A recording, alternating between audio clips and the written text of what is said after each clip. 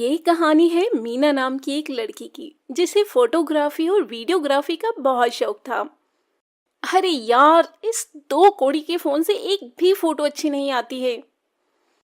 तभी वहां मीना की माँ पल्लवी आती है। अरे बेटा पल्लवी, फोटो ही खींचती रहोगी या खाना भी खाओगी? अरे माँ, मैंने आपसे कितनी बार कहा है कि मुझे एक कैमरा दिलवा दो, लेकिन आप तो मेरी सुनने को ही तैयार नहीं है। बेटा, तेरा एक कैमरा का दाम भी तो 10 कैमरे के बराबर है। अरे माँ, आपकी एक ही तो बेटी है और आप उसे एक कैमरा नहीं दिलवा सकती हो। अगर आप मुझे कैमरा नहीं दिलवाओगी तो मैं खाना भी नहीं खाऊंगी। नाटक बंद कर, तेरी मनपसंद बिरयानी बनाई है मैंने। अच्छा, आज खा ले रही हूँ लेकिन कल से नहीं खाऊंगी। हाँ, चल देखती हूँ कि तू अपनी बातों पर अमल करती है या नहीं। हाँ, देख लेना आप। पहले मैं जरा आज अपनी बिरयानी खा लूं। पगली। तो मीना डाइनिंग टेबल पर बैठती है और अपनी बिरयानी खाने लग जाती है। खैर, इसके कुछ दिन बाद एक दिन मीना के पापा ऑफिस से घर आते हैं। ले बेटा, तेरा बर्थडे गिफ्ट। अरे पापा, मुझे जो चाहिए वो तो आप मुझे देंगे नहीं, तो इसका क्या फायदा? अरे बेटा, मुझे मालूम है कि तुझे क्या चाहिए, लेकिन जरा इसे भी तो खोलकर देख ले एक बार। इसमें भी बहुत अच्छी चीज है। खोल ही लेती हूँ अब। इतने प्यार से जो लेकर आए हैं आप मेरे लिए। मीना गिफ्ट खोलती है तो देखती है कि उसमें कैमरा रखा हुआ है। ये देखकर मीना खुशी के मारे पागल हो जाती है। अजी, मैंने आपसे मना किया था ना कि इतना महंगा कैमरा अभी मत दिलाइए इसे। आप भी ना। अरे पल्लवी, तुम इतना टेंशन क्यों ले रही हो? अरे इसे फोटोग्राफी और वीडियोग्राफी का शौक है। अगर हम इसके शौक पूरे नहीं करेंगे तो कौन करेगा? Yes papa, you are the great. आप तो मुझे बहुत अच्छे से समझते हैं। उफ भगवान, ये दोनों बाप बेटी का क्या करूं मैं। हाँ माँ, आप बैठो, मैं पापा के लिए खाना लगाती हूँ। देखा, आपसे कैमरा मिल गया तो खाना भी लगा रही है अब। अरे कोई बात नहीं, अभी इतनी बड़ी बेटी भी नहीं हुई है हमारी, बच्ची ही तो है। हम्म। खैर, अब मीना को अपना पसंदीदा कैमरा मिल चुका था, इसलिए वो अब अच्छे अच्छे स्पॉट पर जाकर फोटोग्राफी करना शुरू कर देती है। कि तभी एक दिन जब मीना किसी खूबसूरत नदी के किनारे फोटोग्राफी कर रही थी, तभी उसके पास एक आदमी मुंह में रुमाल बांधे हुए आता है। ए, तुम लोग कौन हो? अरे जाने मन, हम लोग कौन है अभी तुझे बताते हैं। इसके बाद दीपक मीना को जोर से धक्का देता है और उसका कैमरा लेकर वहां से भागने लगता है। लेकिन मीना बड़ी चालाक थी। वो जल्दी से दोनों के सिर पर 2 पत्थर से वार करती है। आई! चुप बेवकूफ। वहीं मीना जल्दी से उनके पास आ जाती है और अपना कैमरा उठाती है। बड़ी चालाक बन रही है ना तू। रुक, तुझे अभी इसी नदी में फेंकता हूं। तब दीपक मीना से उसका कैमरा छीनता है और उसे नदी में फेंककर राजेश के साथ फरार हो जाता है। वहीं दूसरी ओर मीना चुड़ैल बन जाती है। एक तो तुम लोगों ने मेरा कैमरा चुराया और ऊपर से मुझे एक चुड़ैल बना दिया। अब मैं तुम लोगों से बदला लूंगी, बदला।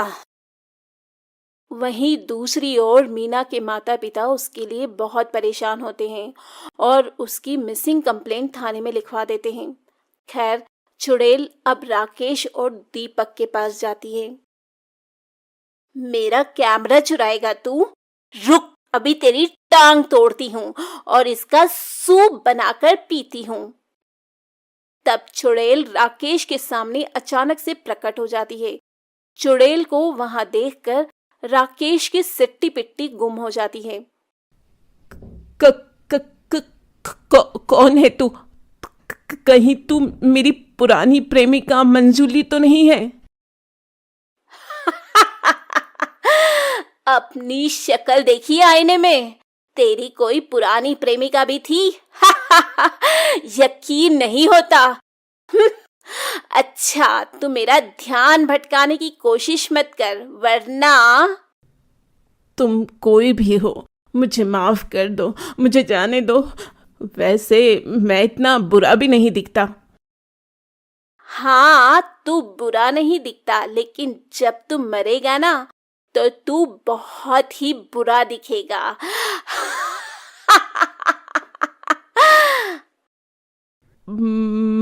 मरेगा मतलब? हाँ, अगर तू मरेगा नहीं तो मैं तेरे हाथ और पैर का सूप बनाकर कैसे पीऊंगी रे? नहीं नहीं, ऐसा मत करना। एक तो मेरा कैमरा चुराता है और मुझे मारता भी है, और ऊपर से बोलता है कि तुझे ना मारूं। अच्छा, तो तू कैमरा वाली चुड़ैल है? हाँ। तब इसके बाद चुड़ैल राजेश के हाथ पैर तोड़ देती है और उसे मार डालती है। उसे मारने के बाद चुड़ैल वो कैमरा अपने हाथ में लेती है। रुक, ऐसे ही रहना, अब तेरी एक फोटो खींचती हूँ। और चुड़ैल अपने कैमरे से राजेश की लाश की फोटो खींचती है और बहुत खुश होती है।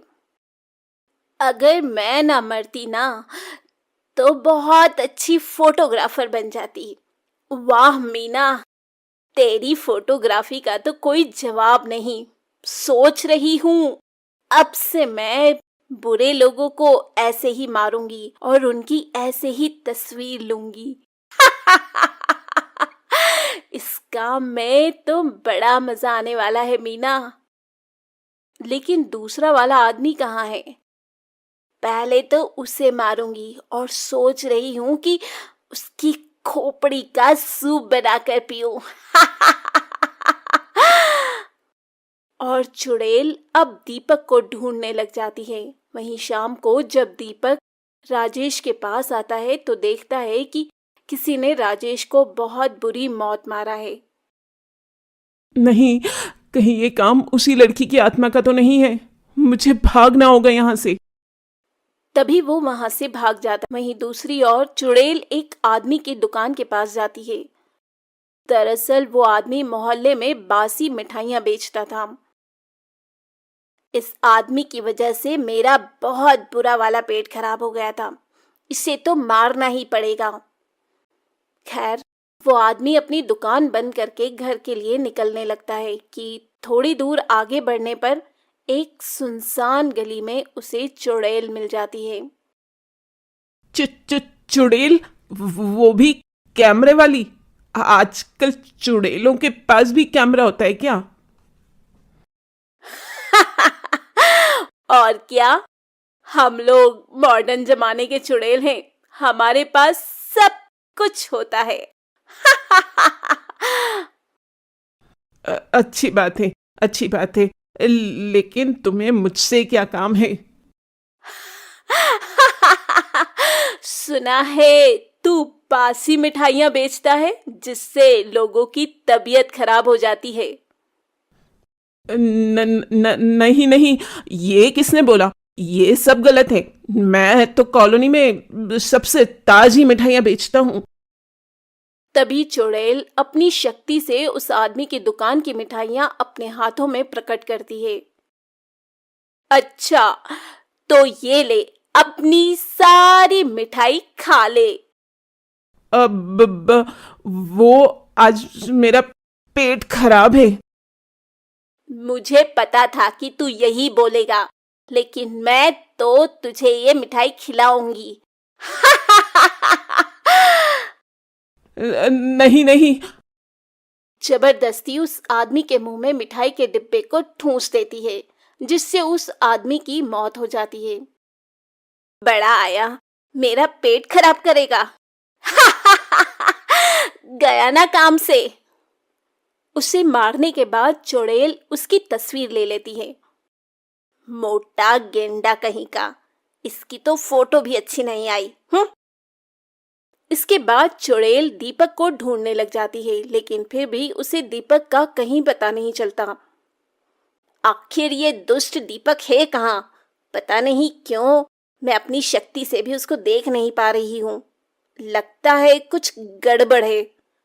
तब तक मैं अपने नए शिकार को ढूंढती हूँ। ये बोलते बोलते चुड़ैल रास्ते में जा रही थी कि तभी उसे एक आदमी मिल जाता है जो किसी औरत की चेन छीनकर भाग रहा था। अभी इसको सबक सिखाती हूँ, चोर कहीं का। चुड़ैल उस चोर के सामने चली जाती है। आह, चुड़ैल! अरे चोर, कितनी चोरी करेगा हाँ? जाने दे चुड़ैल, मेरी एक छोटी बेटी है।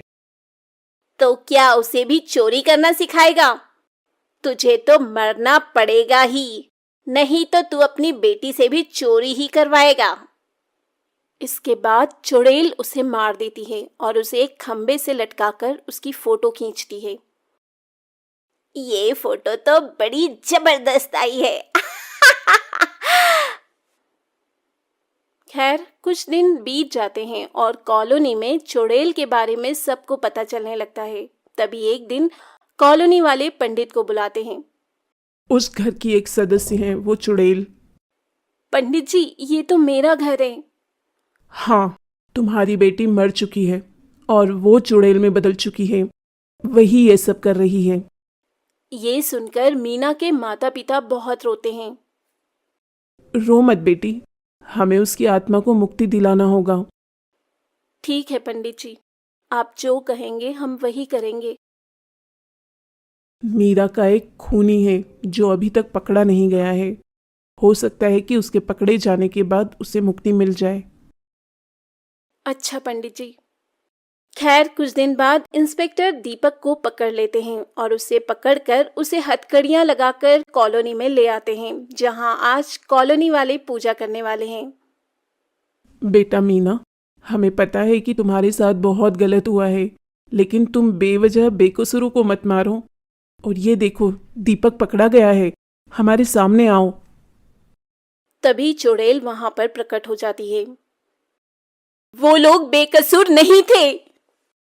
माना कि वो लोग बेकसूर नहीं थे, लेकिन कानून को अपने हाथ में मत लो मीना। हाँ बेटा, अब तो दीपक भी पकड़ा गया है, ये सब मत कर बेटा। हाँ बेटा, तू तो हमारी प्यारी बिटिया थी ना, तो फिर क्यों नहीं करती है ऐसा? इस तरह सभी लोग उसे बहुत समझाते हैं। ठीक है माँ पापा, मैं अब से किसी को भी नहीं मारूंगी, लेकिन इस दीपक को भी नहीं छोड़ूंगी। अलविदा। इतना कहने के बाद चुड़ैल दीपक को अपने साथ हवा में उड़ाकर ले जाती है और जाते जाते ऊपर से कॉलोनी वालों की फोटो भी खींच लेती है। ये फोटो देखकर मैं आप सबको बहुत याद करूंगी। वहीं चुड़ैल दीपक को अपनी दुनिया में ले जाकर उसे क्षण भर में मार देती है और इस तरह चुड़ैल का बदला पूरा हो जाता है।